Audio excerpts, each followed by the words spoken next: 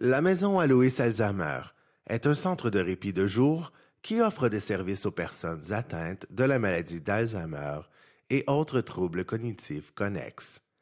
Actuellement ouverte 2 fois semaine, les mardis et jeudis, la Maison Aloïs ouvrira bientôt ses portes 3 jours semaine.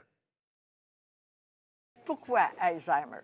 Tu sais, pourquoi Alzheimer? Bien, j'ai fait du bénévolat dans d'autres, comme Paliavi, par exemple, puis je préférais venir rire, chanter avec eux, les faire jouer, les faire...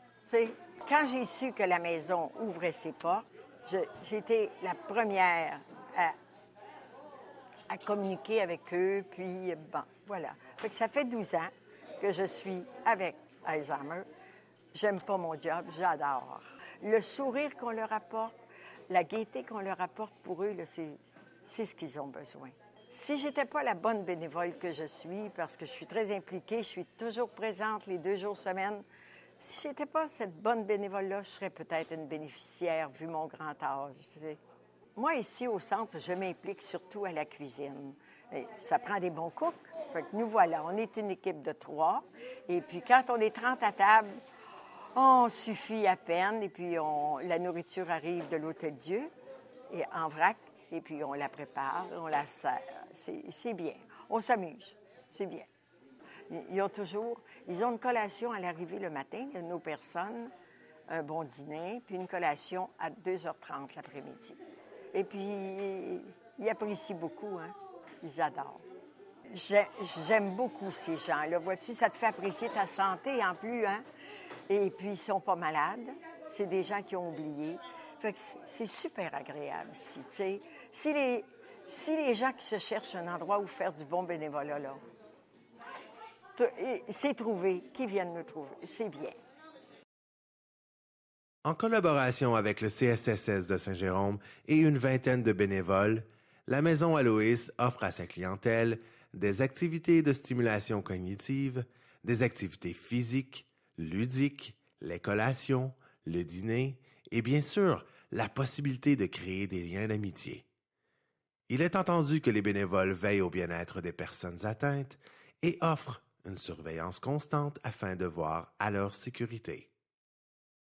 Bien, le programme de loisirs thérapeutiques qu'on utilise ici, ça comprend des activités qui aident à stimuler la diminution des facultés cognitives de notre clientèle. C'est sûr que notre objectif premier, c'est d'apporter des moments de bien-être, des moments de plaisir, afin de permettre à notre clientèle de demeurer dans leur milieu naturel le plus longtemps possible. Toutes nos activités doivent susciter, c'est bien sûr, du plaisir, autant pour les résidents qui sont ici que les bénévoles qui travaillent ici, le bien-être et la détente. Bon, les activités, c'est sûr qu'il faut aller par l'intérêt des personnes. Quel intérêt ont-ils avec diverses activités? Aussi, c'est les capacités des gens. On ne peut pas faire les mêmes activités à tout le monde, donc il faut se diviser. Puis le choix, bien, c'est sûr que c'est basé aussi sur le nombre de résidents qu'on a ici versus le nombre de bénévoles disponibles. Parce qu'il faut beaucoup d'encadrement. Ils ont besoin d'aide. Puis si on veut que ça soit agréable, puis qu'ils soient heureux, puis que nous aussi, on soit heureux, bien, il faut que les bénévoles s'impliquent. Fait que quand on a trop on sait que telle journée, il va y avoir trop de résidents qui vont venir, on va prendre des petites activités qui vont être du jeu ou de la musique ou du chant. Il faut aussi que ça permette l'expression des émotions, la créativité, par le biais de techniques artistiques et artisanales qui stimulent la mémoire et qui stimulent l'estime de soi. Être heureux de ce qu'on a fait avec nos mains. Les activités qu'on a, on a le sport, les jeux de société, puis les exercices. Eux, qu'est-ce que ça apporte? C'est basé sur le divertissement, la participation et non la compétition. Ensuite, on a l'écoute de chant, on a écoute de musique, on a le chant et on a la danse. Puis ça favorise aussi beaucoup la communication entre aidants et personnes qui est ici au centre de répit. Puis la chose, moi, qui m'épate toujours, quand il y a de la musique ou qu'il y a du chant, puis les gens sont capables de suivre et de chanter, c'est que ça favorise l'actualisation de souvenirs et d'émotions qui sont liées à ces chants ou à cette musique-là. Donc, il faut les aimer, puis il faut aussi que notre société nous aide, les organismes comme ici, pour qu'on puisse atteindre nos objectifs. Puis c'est une maladie qui progresse, il y en a énormément. Donc, il faut que la société nous aide pour qu'on puisse maintenir notre centre ouvert ici, puis les accueillir à tour de bras plus que 2 jours par semaine. Les proches aidants des personnes atteintes d'Alzheimer et d'autres troubles cognitifs, généralement les membres de la famille, sont confrontés à un stress énorme en voulant tout faire pour celles-ci.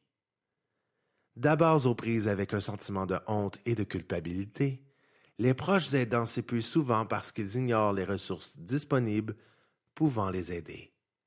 Ne connaissant pas l'évolution de la maladie, les proches aidants mettent en péril leur propre santé, risquant de se rendre eux-mêmes malades, à vouloir tout contrôler, tout prendre sur leurs épaules.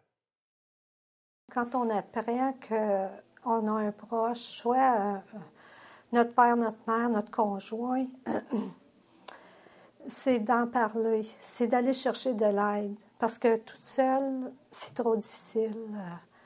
On ne peut pas, je pense, passer à travers. Comment je dirais, on a besoin d'en parler. Soit que ça peut être un psychologue, ça peut être des gens. Il y a le centre aussi, la société, c'est-à-dire d'Alzheimer, qui est ouverte, qui font des petites rencontres aussi. Alors, c'est important d'aller chercher de l'aide. Mon nom est Diane Guertin. Je suis registraire.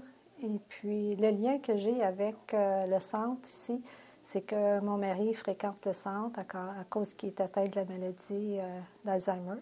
Pour moi, c'est important d'avoir trouvé quelque chose comme ça pour pouvoir lui trouver des activités à faire pour qu'il puisse, que ce soit plus facile pour lui, là, puis pour moi en même temps. Alors, la façon que j'ai appris l'existence du centre, c'est par l'entremise de l'hôpital Youville. Alors, au mois de mars 2010, mon mari avait un rendez-vous et puis, c'est ça, je partageais mes inquiétudes avec la secrétaire, tout ça, parce que je voyais qu'il était en perte d'autonomie de plus en plus. Puis, je me disais, bien, s'il y avait quelque chose qui pourrait aider pour pouvoir m'alléger un peu l'existence, puis en même temps pour lui aussi, pour qu'il trouve les journées moins longues. Alors, c'est là qu'elle m'a partagé l'information. Et puis, avec des coordonnées que j'ai appelées plus tard, quand j'ai senti le besoin, là, que mon mari était prêt, là, il a commencé au centre au mois de novembre 2010. Alors, c'est plus facile pour moi. Je pars avec la tête tranquille. Je sais qu'il est heureux ici, il aime ça, il fait des activités, des choses qu'il aime. C'est bon pour son épanouissement. Et puis, comme je disais, bien, je veux dire, moi, je suis tranquille, là. Je sais qu'il est en bonne main ici avec des personnes souriantes et puis qu'il est heureux de venir, de fréquenter le centre. La première journée que je l'ai accompagné là, au centre, bon, il était craintif, puis c'était comme un peu normal, là. Il ne savait pas trop s'il aimait ça, mais là, j'ai passé l'avant-midi avec lui. On a fait des activités. J'ai participé, moi aussi, aux activités. Et puis après ça, bon, on m'a suggéré si je voulais manger avec lui pour le dîner. Alors, j'ai dit oui, il n'y a pas de problème, je vais l'accompagner, je vais dîner avec lui. Puis, c'est ça, après le dîner, là, ce que je lui ai demandé, j'ai dit, est-ce que ça te va si je retourne dîner, c'est-à-dire pas dîner, mais aller travailler? Alors, il n'était pas certain. Et puis là, ben, j'ai dit, qu'est-ce que tu vas faire si tu t'en viens à la maison? Ah, il dit, je ne sais pas. J'ai dit, ici, là, il y a plein d'activités. Tu vas pouvoir continuer ta journée puis avoir quelque chose à faire. Puis moi, je viens te rechercher vers 4 heures. Puis c'est comme ça que ça a commencé. Puis le lendemain, je retourne-tu au centre? Alors là, c'était parti, c'était correct. Il avait pris confiance, puis il savait là, qu'il était en bonne main. Oui, avec des personnes souriantes. Ça, c'est important aussi, que ce soit des personnes souriantes, puis qui aient confiance aussi, qui soient douces, que c'est ça qu'il a besoin aussi. Parce que s'il avait senti de l'agressivité ou là, non, il n'aurait pas été à sa place, il n'aurait pas voulu poursuivre. C'est fameux pour ça, il est heureux, puis même il me le demande à chaque jour. Bon, c'est quand je vais pour mes activités, il a toujours hâte. C'est toujours un plaisir pour lui là, de venir au centre. Oui. C'est certain que moi, je référerais parce que je suis contente des services qu'on m'offre ici. Mon mari est heureux de venir au centre et puis c'est des personnes qui sont accueillantes. En particulier, je voudrais dire un gros merci à ces bénévoles parce qu'ils sont vraiment... on sait qu'ils sont à leur place, sont chaleureuses. Et puis en particulier, Mme Baudouin qui est toujours... présente, puis qui est toujours à l'attention. Si on a quelque chose qu'on veut lui poser, une petite question, elle est toujours là pour répondre à nos questionnements. Alors, non, je suis vraiment satisfaite.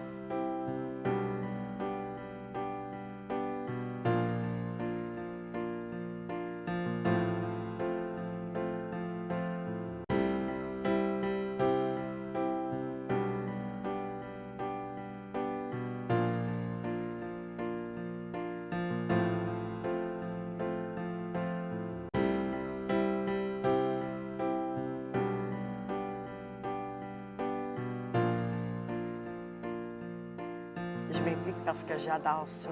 Des personnes Alzheimer ne sont pas malades, c'est des personnes qui ont oublié.